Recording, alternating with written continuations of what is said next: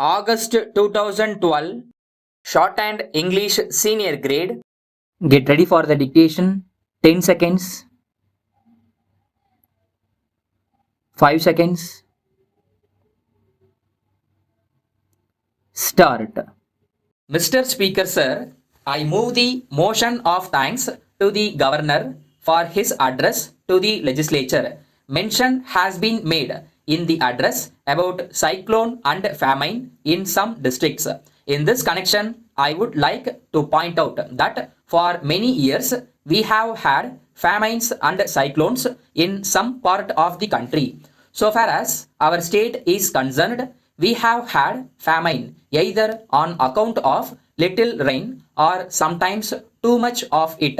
In spite of our best efforts, we find that the resources for meeting such conditions are no longer available, and we do not know how we are going to solve these problems if famines and cyclones continue. Today, we have to take into account what has happened in the past 3 or 4 years.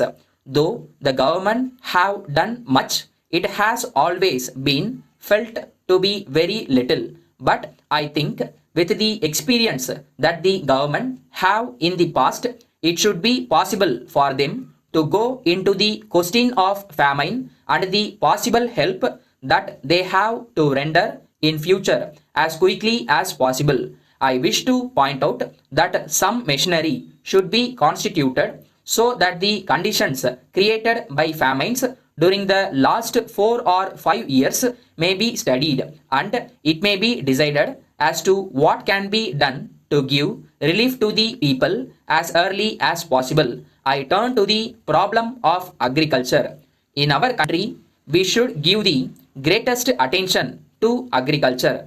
Whatever may be the size of our population, food has got to be produced.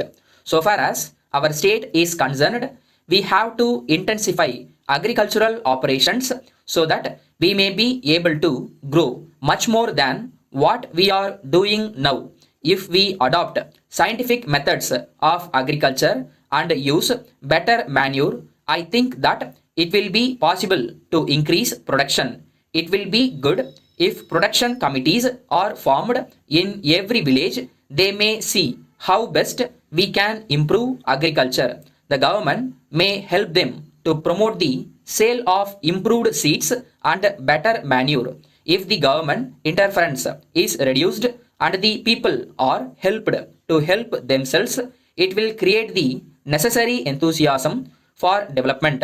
So far as irrigation projects are concerned, at present no new irrigation projects are taken up, and work on the existing projects is being slowed down. In my opinion, slowing down any irrigation project on the ground of want of finance is not a sound policy. The greatest economy can be affected by completing the work so that the fields may be irrigated and production increased. I request that the irrigation schemes may be completed as early as possible, even by borrowing money if necessary. So far as electricity schemes are concerned, the government are trying to manage with the limited resources available. Whatever be our view of a welfare state, we must understand that unless we have the necessary resources, we cannot make much progress. There is a general feeling that the resources of a government are unlimited. If it is understood that the resources of the government have to come from the people, it will reduce the demand on the government to take up this scheme or that. At the same time, the interests of no region should be neglected. Minor irrigation schemes should be taken up wherever possible. After attaining independence, we have seen great development taking place in the country. Of course, we desire more progress, but we have achieved so much progress in spite of all difficulties. Letter from Kumaran Publishers, New Delhi, to Messrs. Jack and Company, Chennai.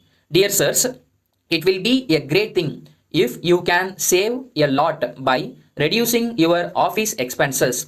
For this purpose, we have brought out a publication entitled Scientific Office Management.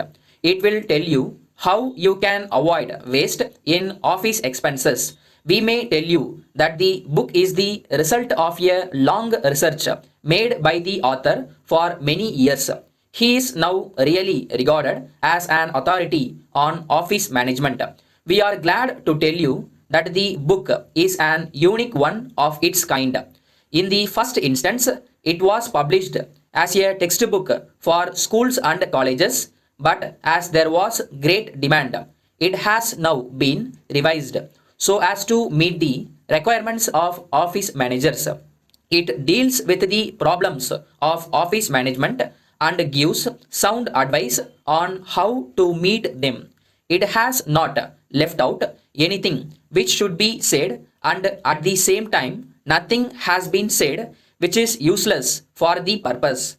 As a matter of fact, the book will be a valuable guide to office managers and secretaries. Whatever be your line of business or problem, you are sure to profit by it. Please fill in the enclosed order form and send it to us. We shall be glad to send you the book by return of post. Yours faithfully.